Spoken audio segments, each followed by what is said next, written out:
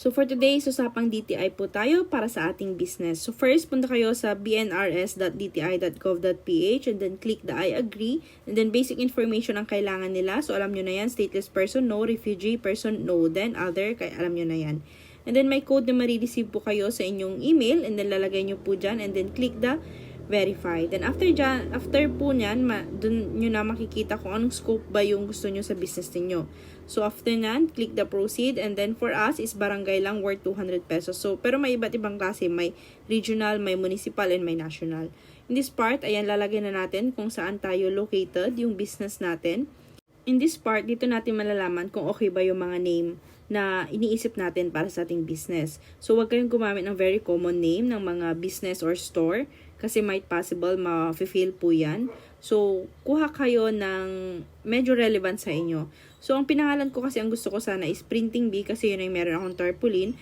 However, nung itatype ko ito, so, kasi as I type, may lumalabas din. Ito yung aking supposedly na logo tsaka pangalan Printing Bee. So, nilagay ko dyan, may sabing business name descriptor. So, kung ano yung more on magdi-describe dun sa iyong business. So, may mga lalabas dyan. So, printing ang nilagay ko. So, hindi naman siyang printing supply. So, more on printing services yung nilagay ko. And then, yan na yung propose niya. So, titingin ka ng dominant name tsaka business name descriptor. So, ito yung parang pagpipilian mo. Printing services B or B printing services. So, parang very limited lang yung pagpipilian natin. So, pag ito yung sinasabi ko sa inyo, medyo matagal siya, pero hintayin nyo lang guys, nag-work din yan. Fast forward ko lang to. So, ayan, binavalidate na niya. Ayan, so may mga pass pero may failed dun sa part na B. Ayun, so very common kasi yun. So IPO registered siya. So may ibang company na gumagamit nun. So hindi pwede gamitin yung Printing B na naisip ko nung una. Ayan, so ganun din. Pag once na may mga BN registered na, BN reserved na siya, hindi nyo na pwedeng gamitin. So very online na siya, madali mo na lang palitan. So gusto ko kasi i-push yung B kasi doon na nakilala yung parang logo o yung business na ini-start ko.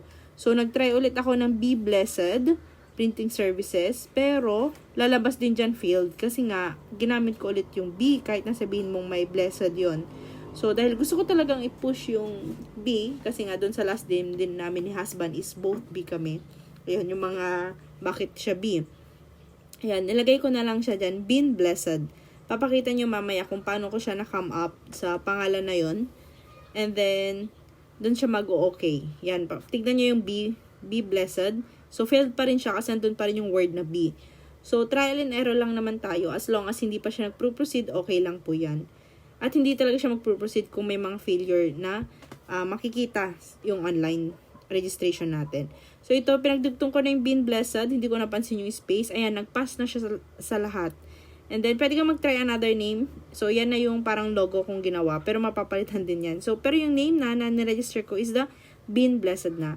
Ayun. So, na-push ko yung word na B doon. And then, sa part na yan, yan yung babayaran mo 230 pesos documentary stop and registration fee. Pwede mo siyang bayaran through GCash, through PayMaya. Pero, ang alam ko, ang PayMaya may bayad po siya. So, i-click mo lang yung okay doon or yung proceed. And then, hintayin mo lang siya. Minsan dito, akala nyo matagal, huwag kayong magbaback. Hintayin nyo lang po yan kasi makakancel yung ating previous na transactions. So, yan. So, may lalabas na reference code. Take note nyo lang po yan. Then, after, hingin ulit kayo ng information. Alam nyo na po yung mga like address. Yan, yung dalawang yun, address lang yun. Hindi ko na siya pinakita. And then, click the next. And then, i-confirm and proceed mo pag once na okay na lahat yun. Then, may reference code ka ulit marireceive. And this one is consent. Just check the proceed para makapagtuloy-tuloy po tayo. And then, lalabas na po dyan yung ating, ayan, basahin nyo muna siguro. Up to you kung gusto nyo basahin. Pero more or less, pag ganyan naman is nag-agree lang tayo or kinakonsent lang po natin sila. May lalabas ulit na initial ulit na information. Ayan yung mga payment method natin. GCash, Maya, Visa, Mastercard, DTI, Teller. Ayan, total amount is 230 pesos. May bayad po yung PayMaya, GCash din 10 pesos. Ayan, sa Biz din, 15. Ayan, nandiyan naman yung mga details. So, up to you kung saan nyo gusto. Ako, ang ginawa ko is sa DTI. Ayan, may 1.25% transaction amount pa pag online checkout and PayMaya. So, ako, ang ginamit ko na lang dito is GCash. Napakabilis lang naman. So, like, ang binayaran ko is 240 pesos kasi plus 10 na transaction. So, yan, may lalabas na QR code. Gagamitin mo lang sa GCash mo. Mabilis lang siya. Then you will receive another verification code sa email mo. Check mo na lang yon. And then i-click mo lang din dito. Then click the proceed. Then, mabilis lang to guys. Parang mas mabilis pa to kaysa sa pagpunta mo sa DTI na sa kanilang negosyo center. Actually, pumunta ako doon. Alam nyo, kin-advise lang nila. Sabi lang nila, ma'am, online na po lahat. So, pumunta sana ako doon para register doon. Nakala ko matutulungan ako. So, advice lang naman nila online. So, sariling sikap na lang. Then, madali lang naman aralin para sa mga gustong mag-online na lang din. Mas mabilis, mas time efficient, and then, at least, hindi ka pipila or what. Ayan. So, ang alam ko, this 2023, tinatry na nila mag-online. So, ayun, completed na tayo or paid na natin lahat. So, ipapakita lang lahat ng information mo dyan. Sa last part, may makikita kang tatlong form dyan. Undertaking, certificate, and the official receipt. So, this is the yan yung official receipt. Yung una is yung parang pinaka-DTI talaga natin. And this is the form. And then, next po dyan, sabihin ko na din yung BMBA application. So, bakit nga ba natin i-BMBA? BMBA is basically for the small business sa barangay. So, ito, i-register. Pag once na nag-DTI ka na, pwede ka na mag-BMBA. Pero pag kunyari inuna mo to, then wala ka pang DTI name, hindi ka makakapag-proceed dito. So, mas okay na panoorin nyo muna kung paano register ng DTI sa pangalan ng business nyo. Then after that, dito na tayo sa BMBA. And then, success na tayo. Proceed with registration na tayo. May marireceive kayong OTP. Ilagay nyo lang po dyan. I think sa email nyo din po marireceive ito. Then, mabilis lang din to. And then, type of business organization. Siyempre, sole proprietorship.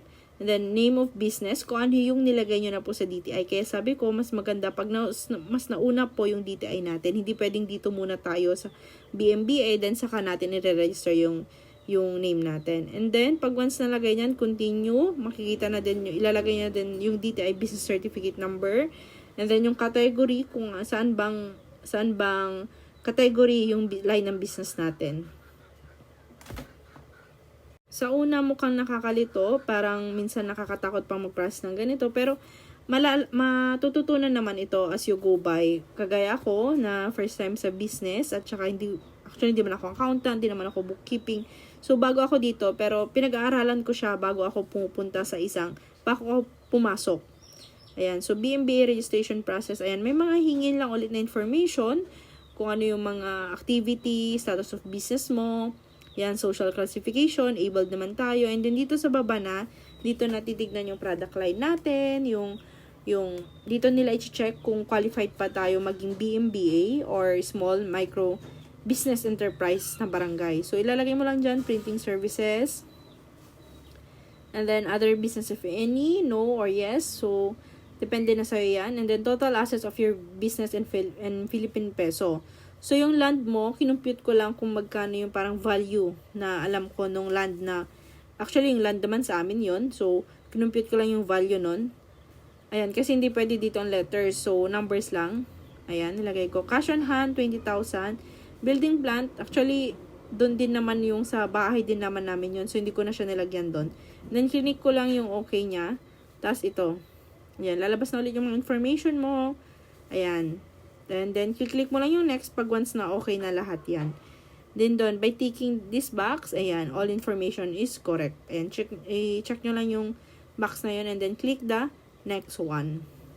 Ayan, naglagay ako ng male employees tsaka female employees kasi yung kuya ko. Ako naman talaga yung magbabantay doon. Pero syempre, not most of the time, andun naman tayo. So, ayan. Regular male, regular female. And then, undertaking, click the box ulit. And then, download certificate. Dito na natin marireceive. And, pag meron na po kayo ito, pwede nyong mag-seek ng assistance sa munisipyo at saka sa BIR para sa mga privileges ng pagiging BMBA. So, ito po siya. May mga BMBA CA number po tayo. At saka, 2 years po actually ito. Okay, done na po tayo. Na-register na po natin ang pangalan ng business natin. And then, may BMBA certification na din po tayo. Actually, this is Republic Act 9178, Act of 2002, which is tinutulungan po ang small enterprises business sa barangay po natin na makapag-start sa mga tax exemption po natin. So that's all for today guys. I hope sundan nyo po yung aking journey sa pagkakaroon ng business at matulungan din po natin kung paano ba yung pagpo-process. So madami pang process yung gagawin ko. BIR, Mayor's Permit, Sanitary Permit. So ayun, i-share ko kung ano ba yung maging experience ko by BMBA and paano siya sa BIR. Thank you for watching guys. Bye-bye!